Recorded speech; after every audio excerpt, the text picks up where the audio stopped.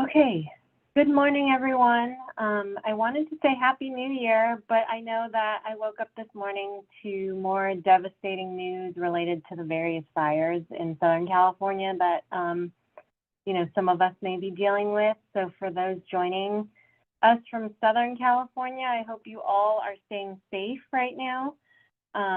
It's unfortunate that these just keep happening, and the wind is not our friend right now. But thank you for joining us today. After a few-week break, we are resuming our fiscal webinar series with the 7th webinar. And today's presentation will be discussing the exceptional needs set aside and how that plays into contract reimbursement. So this is something fairly new to our program. This webinar today is being presented jointly by California Department of Education's Early Education and Nutrition Fiscal Services Unit of the Fiscal and Administrative Services Division and with the Early Education Division. So for those that do not know me, my name is Corey Kahn. I am the manager over the Early Education and Nutrition Fiscal Services Unit. So we often call ourselves the EENFS.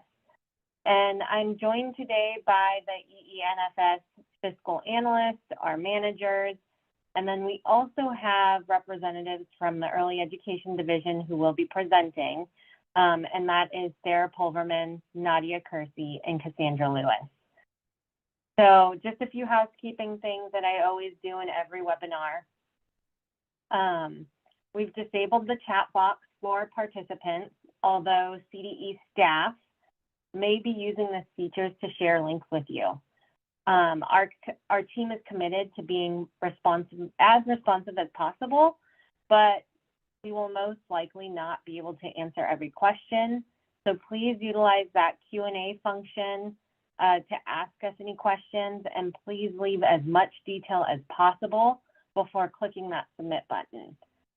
So at the end of the presentation, like we have in past webinars, we will have one of our managers, Kate Washington, facilitate a live Q&A session where she'll go over some frequently asked questions that have come through the Q&A during this call, or participants will have an opportunity to raise their hand and be called on.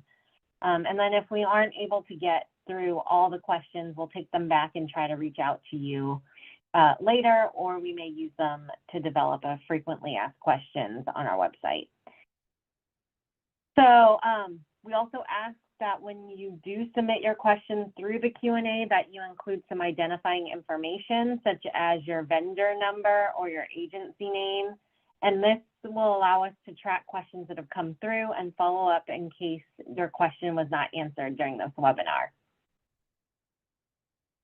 So before we get started, I want to take a moment again to announce our webpage that we've dedicated to these fiscal webinars and trainings. So that page is found at https://www.cde.gov/FG/AA/CD/webinars and training with a s.asp. This link has been posted in the chat for you to all copy and link and go there to view.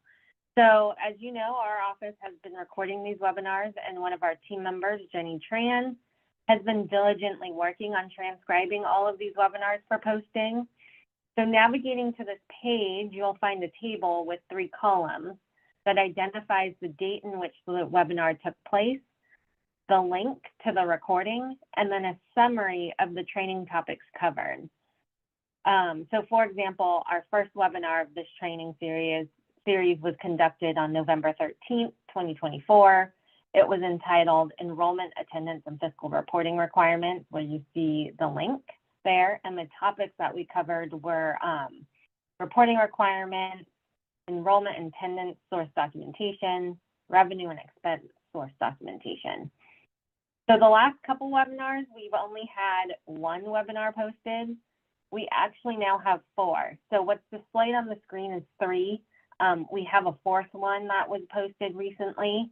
It just doesn't fit on the screen, so I couldn't put a screenshot. So webinars will continue to be recorded and posted to this table as they become available. So just as a recommendation, you should just periodically navigate to this webpage to see if other webinars have been posted. So before I hand it off to the presenters this morning, I'm going to go over the agenda. And so some of the topics that we'll discuss today in this webinar include a review of the requirement to serve children with exceptional needs and the required set-aside amounts. We will also discuss guidance on serving children with exceptional needs. We'll go over some ideas on spending funds set aside to serve these children with exceptional needs. And then our PQI representative, Cassandra, I think Cassandra Lewis will be discussing the contract monitoring review evidence request. So then we'll move on to how these requirements affect apportionments and contract reimbursement. So that would include calculating your funded enrollment, how we advance contract funds related to the set aside for children with exceptional needs, the reporting requirements for deferred revenue due to unused set aside credits in a prior year. And then we'll just go over some reminders and tips at the end before we get to the Q&A. So now I'm going to pass it off to Sarah Pulverman, who will begin presenting the overview of requirements for the set aside. Hey there, good morning. So my name is Sarah Pulverman. I'm a child development consultant in the policy office in the early education division. We'll start with going over some of legislation associated with the set aside. So pursuant to Education Code 8208, CSPP contractors were required to set aside 5% of funded enrollment for children with exceptional needs. This means that CSPPs cannot fill those spots with children who do not have a disability. Original legislation established incremental increases over a 3-year period, where the 5% set aside was eventually set to go to 10%. However, the enacted budget for fiscal year 2024 to 25 maintains that CSPP contractors continue to reserve that 5%. So we'll stay there at that 5% of fund enrollment for children with disabilities. Next slide, thank you. Now we'll go into defining children with exceptional needs. So Education Code 8205 defines children with exceptional needs as either a child with an active individualized family service plan or an IFSP and receiving early intervention services, or children with a child with an active individualized education program or IEP and receiving services or appropriate special education. In addition, Education Code Section 8205S defines children with severe disabilities as children with exceptional needs from birth to 21 years of age, inclusive who require intensive instruction and training in programs serving pupils with the following profound disabilities: autism, blindness, deafness, severe orthopedic impairments, or serious emotional disturbances or severe intellectual disabilities. A child who meets the definition of having exceptional needs can be included in the set aside and will receive additional funding through the adjustment factor to reach their maximum reimbursable amount. So please note, children with exceptional needs are also known as children, referred to as children with disabilities. The language in Management Bulletin 2302 does refer to children with exceptional needs, and that's to align with the statutory definition in Education Code. However, to align more closely with federal special education law and program, CDE encourages contractors to use the term children with disabilities at the local level during the implementation. CDE released Management Bulletin 2302 on all changes related to changes to CSPP related to children with exceptional needs. Management bulletins serve as guidance for contractors until regulations are updated. The regulations that will take place of Management Bulletin 2302 have been finalized, and CDE will be releasing an email on our distribution list notifying contractors the effective date and changes that were included in those regulations. Children with disabilities are also categorically eligible for CSPPs, meaning that a child with disabilities is now an eligibility category for enrollment in CSPP. Within that 5% set-aside percentage, programs can enroll children with disabilities whose families are over the income requirement.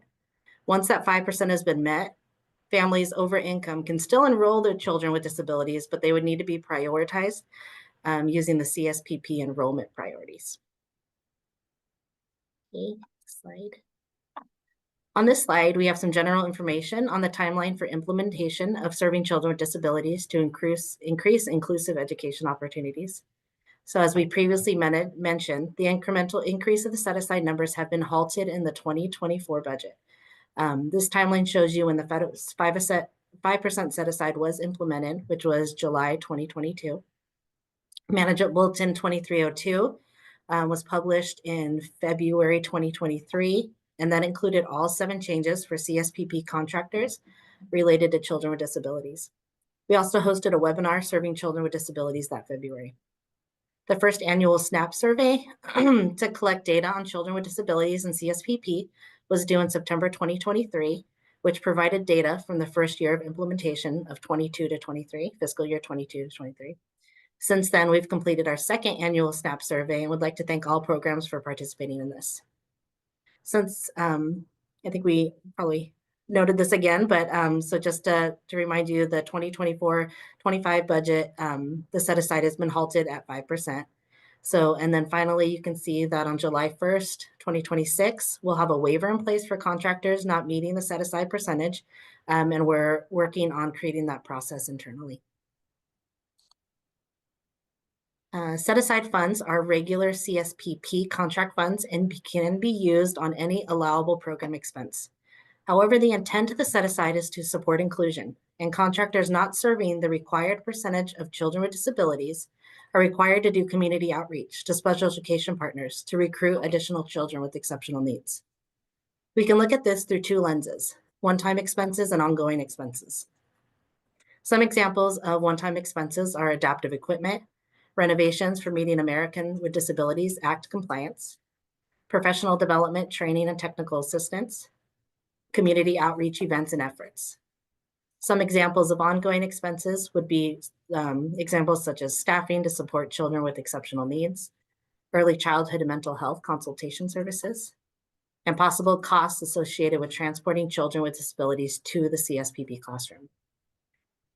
Contractors who have not yet filled their set-aside may use funds for one-time costs in addition to the ongoing costs as needed.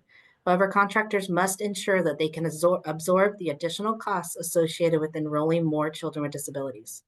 Contractors who have already met the set-aside requirement are free to use the set-aside funds for a mix of ongoing and one-time costs as they see fit.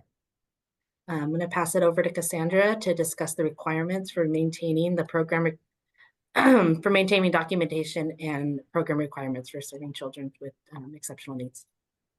Thank you, Sarah. I appreciate it. Again, I'm Cassandra Lewis in the PQI office, which means I work in the field providing technical assistance. And I work in the north, responsible for Sacramento and Alameda counties. We'll give you a list later on. We'll drop it in the chat of the other consultants who you can contact if you need assistance. So I'm going to start with the CSPP contractor documentation evidence to maintain for serving children with disabilities. Contractors must retain documentation, also known as evidence, that verifies they meet the Title V requirements for serving children with disabilities. When the CDE EED conducts a contract monitoring review, this documentation will be reviewed and technical assistance will be provided as needed. Documentation to be retained by the contractor includes all of the following, the bullets as indicated here. Evidence that 5% of the contractor's funded enrollment has been utilized for enrolling children with disabilities or set aside for children with disabilities. For each child enrolled under the Child with Disabilities eligibility category, the contractor shall and may establish and maintain in the family data file the information that includes the application for services, commonly known as the 9600, the parent self-certification of income. As a reminder, contractors can only ask for self-certification of income and no other income documentation is needed. Birth records for all of the children in the family size, a copy or evidence of an active IEP or IFSP. Also include the notice of action that includes the category of eligibility, duration of eligibility, which is always 24 months, the family fee assessed, and who is responsible for paying the family fee. If the family fee includes a placement in the IEP or the IFSP into the CSPP program, the LEA is required to pay the assessed family fee. If not, then the parent is responsible for paying the assessed fee. The NOA shall also include the information needed by the parent to file an appeal if they choose to do so. On to the next one. Thank you. Program requirements for serving children with disabilities. Pursuant to the Education Code 8208C3 and D2C, which Sarah provided for us earlier, children with disabilities attending CSPP must be educated in the least restrictive environment, the LRE. To the maximum extent appropriate, children with disabilities must be educated with children who are non-disabled. Special classes, separate schooling, or other removal of individuals with disabilities from the educational environment may only occur if the nature of the severity of the disability is such that education in the regular classes with the use of supplementary aids and service cannot be achieved satisfactorily. Pursuant to the Individuals with Disabilities Education Act, the IDEA, the IEP team is responsible for determining the placement of the child with a disability, taking into consideration the least restrictive environment provisions. CSPP program directors shall be aware that the IEP team must include at least one regular education teacher. If the child is or may be participating in the regular classroom environment. Therefore, a regular education teacher from the CSPP may be required to participate as a member of the child's IEP team. CSPP program directors should also be aware that for children with an IFSP, which is the Individualized Family Service Plan, the IDA requires that the IFSP team include persons who will be providing early intervention services to the child or family. Contractors must make every effort to enroll children with exceptional needs evenly throughout their program, throughout all contracted counties, sites, and classrooms. Concentrating enrollment for children with exceptional needs in specific counties, sites, or classrooms is not aligned with the intent of the requirement to serve a percentage of children with disabilities in CSPP.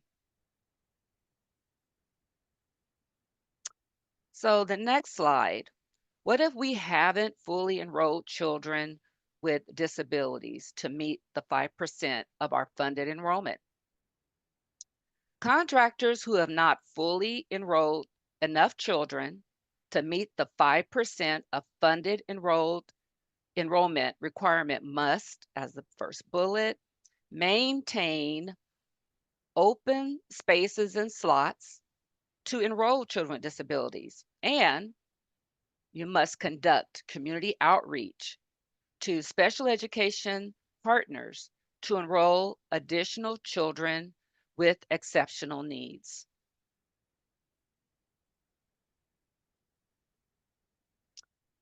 So what are the resources for community outreach for serving children with disabilities?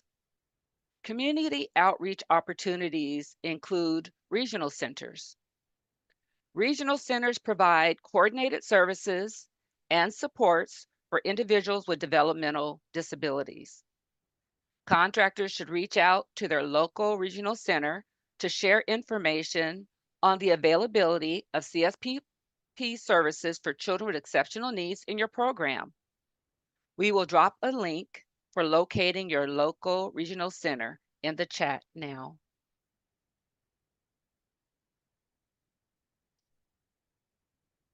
Another community outreach opportunity is the Early Start program.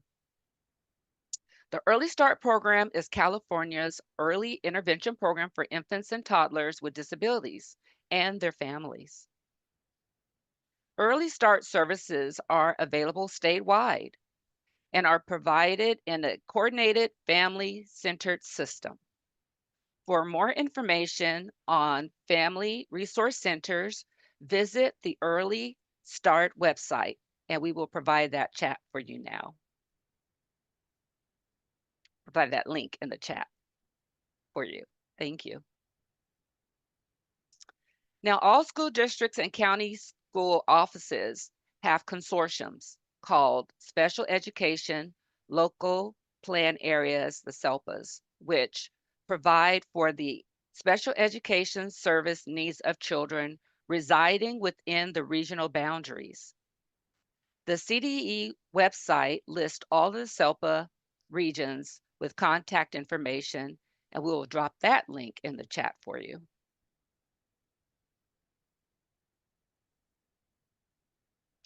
For resources on inclusion, special education assessment and evaluation process, developmental milestones, making referrals, and more, please visit the CDE's Inclusive Early Education Resource webpage. That link will be dropped in the chat for you also. For technical assistance, please contact your assigned CDE PQI consultant, as like myself. And now I will turn it over to Asadia Ross, who will discuss additional information on the set-aside. Thank you for your attention. Thank you, Cassandra. As stated, my name is Asadia Ross, and I am a fiscal analyst in the Early Education and Nutrition Fiscal Services Unit, also known as EENFS. First, we'll look at the reimbursement process for the required set-aside.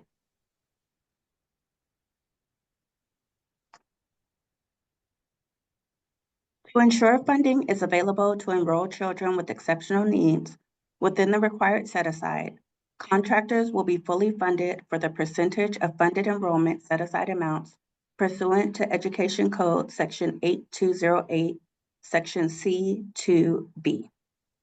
Reimbursement of the set-aside is not a separate allocation, but is included in the normal CSPP contract apportionments that are issued based on the EENFS apportionment schedule. The CDE determines the extent to which contractors are earning their set-aside amount based on the child days of enrollment reported within the exceptional needs and severely disabled adjustment factor categories on the enrollment attendance and fiscal report. Contractors who are not fully earning the amount set aside to serve children with exceptional needs will receive a service level exemption credit, which allows the contractor to be reimbursed for identified expenses without meeting the service requirement. The EENFS contract earnings calculations found in the California Preschool Accounting Reporting Information System, otherwise known as CPARIS, in the certified report section includes the required set-aside amount the earnings associated with the set-aside amount based on the reported enrollment, attendance, and fiscal data, and the service level exemption credit. Contractors can use this information to track their earnings related to the set-aside amount. Next, we are going to look at how the set-aside is calculated, how to determine the number of children associated with the set-aside amount, and how unearned funding associated with the set-aside amount is considered a service level exemption credit.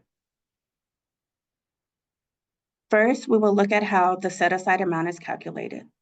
The 5% set-aside is calculated by multiplying the contract maximum reimbursable amount, otherwise known as the MRA, without considering any amount received or relinquished through the voluntary temporary transfer and CSPP general child care transfer process.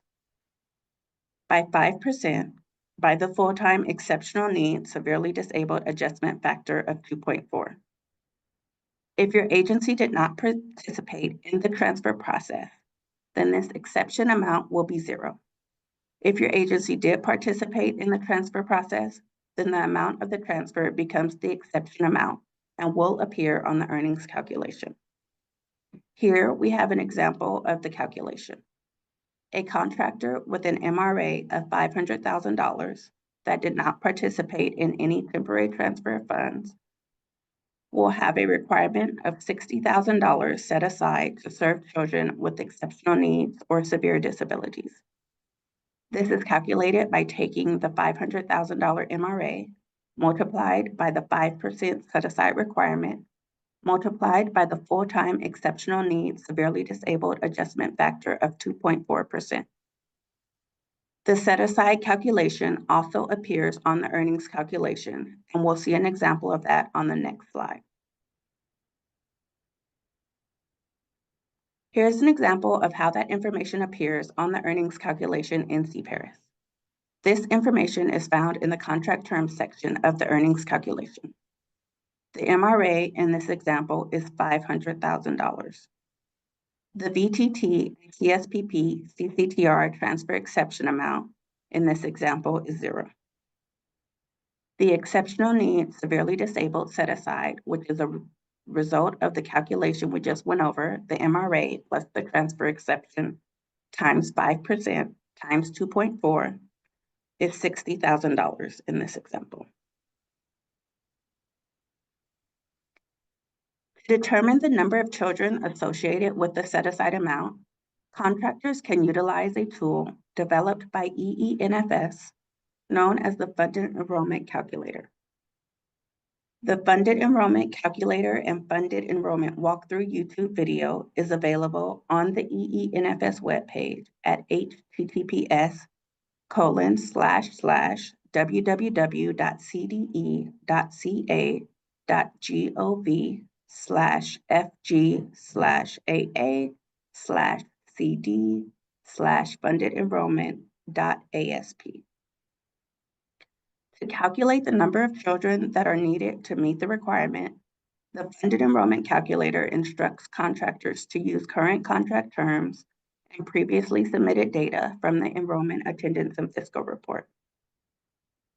The necessary information includes the contract MRA, the MDO, what county or counties services are provided in, the percentage of services provided in each county, and adjustment factor data from your most recently submitted Enrollment Attendance and Fiscal Report. If the most recently submitted data from the Enrollment Attendance and Fiscal Report does not represent your current enrollment, contractors may want to use their own assumptions when filling out the Funded Enrollment Calculator. The walkthrough provides a step-by-step process of how to complete the calculator, and there are also instructions included on the first worksheet of the calculator. Now we'll talk about the service level exemption credit. When contractors are not fully earning the amount of the set aside through serving children with exceptional needs or severe disabilities, they receive a service level exemption credit. This allows the contractor to be reimbursed for identified expenses without meeting the service requirement. What this means is that even if an agency is not serving the number of children needed to fully earn the set-aside amount, the funds will still be provided to the agency so that those funds are available for the contractor to begin serving these children as soon as they are enrolled in the program. This process ensures that funding is available to enroll children with exceptional needs or severe disabilities at any point during the fiscal year. The service level exemption credit is the difference between the contract set-aside amount and the actual exceptional needs and severe disability service earnings.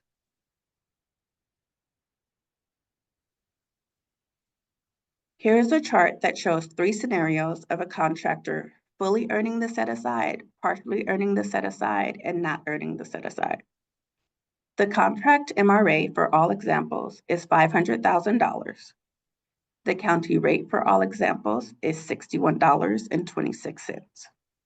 And the exceptional needs severely disabled set-aside is $60,000. Based on the data from the Enrollment Attendance and Fiscal Report, the projected exceptional needs severely disabled adjusted days of enrollment for the fiscal year in the first example are 979.4319. This is determined by summing the child days of enrollment reported in the exceptional needs severely disabled categories multiplied by the projection factor from the contract earnings calculation. To calculate the projected exceptional needs severely disabled service earnings, we multiply the projected days of enrollment by the service county rate of 61.26 to calculate the projected earnings associated with the set-aside of $60,000.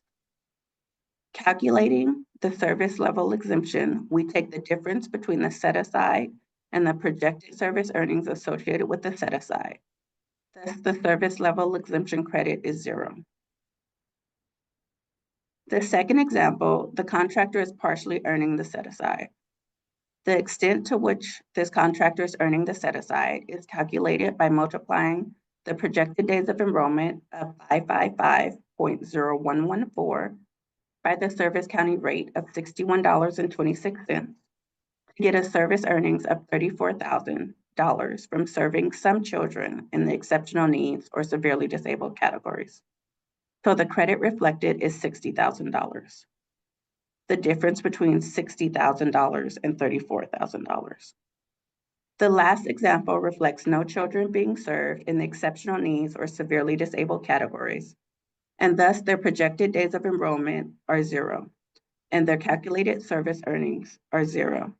So the set-aside exemption credit is $60,000.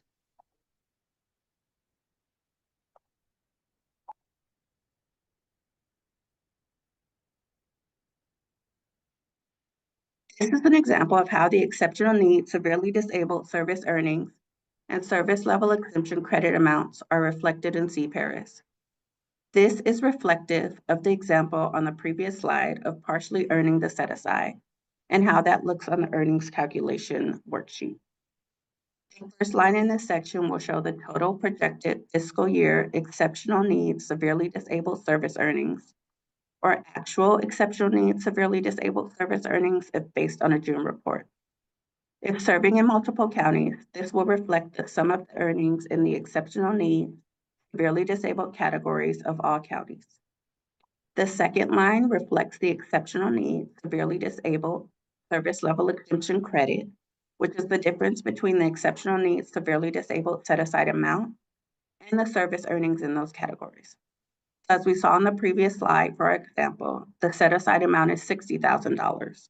And this example shows earnings in the exceptional needs severely disabled categories of $34,000, leaving a credit amount of $26,000. In a given fiscal year, there may be instances when a contractor did not fully spend the funds advanced to the contractor associated with the exceptional needs severely disabled set-aside. The CDE will not be invoicing the portion of the credit that remained unspent. Instead, these unused funds will be considered deferred revenue, and contractors may use that funding to cover fiscal year 2024-25 expenses. the determining deferred revenue examples in this webinar are incorrect. Guidance on how to determine deferred revenue has been updated. Please refer to the Exceptional Needs Set-Aside FAQs. Thank you, Asadia. As Asadia mentioned, my name is Jennifer Chacon, and I am a fiscal analyst in EE&FS. Now we are going to transition into how to report the Exceptional Needs Severely Disabled Set-Aside Credit. Reporting the Exceptional Needs Severely Disabled Credit as deferred revenue in CPERS. Contractors are encouraged to spend revenue related to unspent fiscal year 22-23 or fiscal year 23-24 set-aside credit prior to other income sources, including current year contract funds.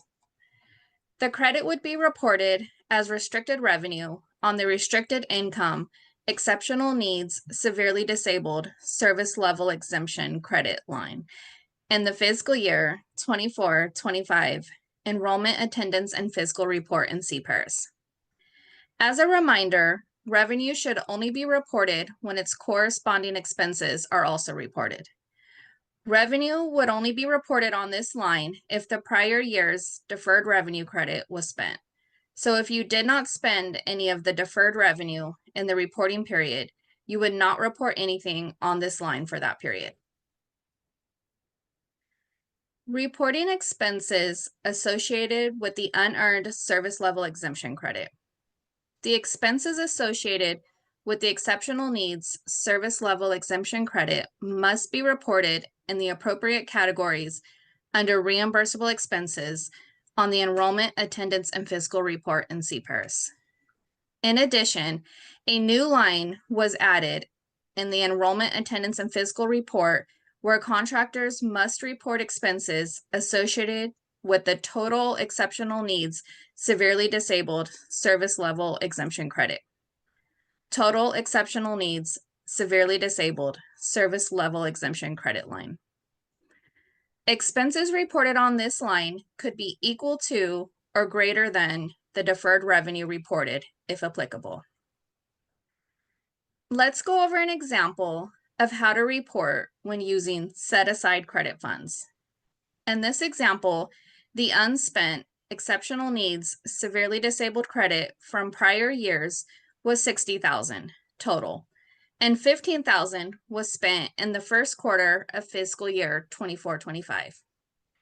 The contractor will report in the fiscal year 24-25 Enrollment Attendance and Fiscal Report $15,000 on the Restricted Income Exceptional Needs Severely Disabled Service Level Exemption credit line, $15,000 in the appropriate expenditure category or categories, and $15,000 on the new line, Total Exceptional Needs Severely Disabled Service Level Exemption credit.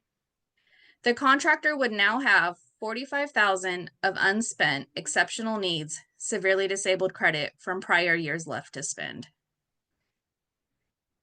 Here's an example of the Enrollment Attendance and Fiscal Reports revenue section. The $15,000 of the credit spent will be reported in the revenue section on the Restricted Income Exceptional Needs Severely Disabled Service Level Exemption credit line, as shown here with the blue arrow. Next, we will look at where to report the expenses spent associated with the credit combined over the next two slides. Here's the top portion of the reimbursable expenses section on the Enrollment Attendance and Fiscal Report.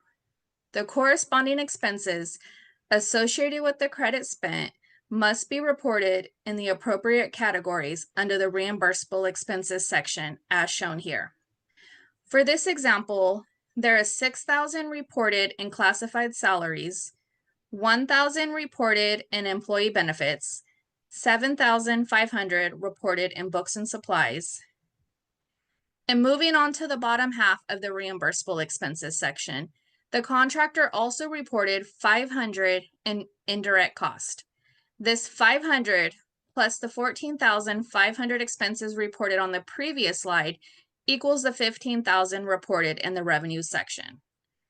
The $15,000 of the credit spent reported in the appropriate categories will be included with your total program expenses, but for this example, we are just showing the credit being reported. Additionally, contractors must report expenses associated with the credit on the new line, total exceptional needs severely disabled service level exemption credit expenses, as shown here with the blue arrow. This line is intended to pull out the total exceptional needs severely disabled service level exemption credit expenses amount reported from the total expenses associated with deferred revenue or even current year credit, as Asadia showed in the previous example. Again, this line may not always equal the restricted income line, as it can be equal to or greater.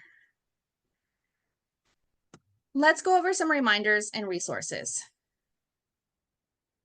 Things to remember. The required set aside to serve children with disabilities is 5%. The calculation to determine the amount of funding associated with the set aside is contract MRA plus VTT and CSPP CCTR transfer exception times 5% times 2.4 adjustment factor.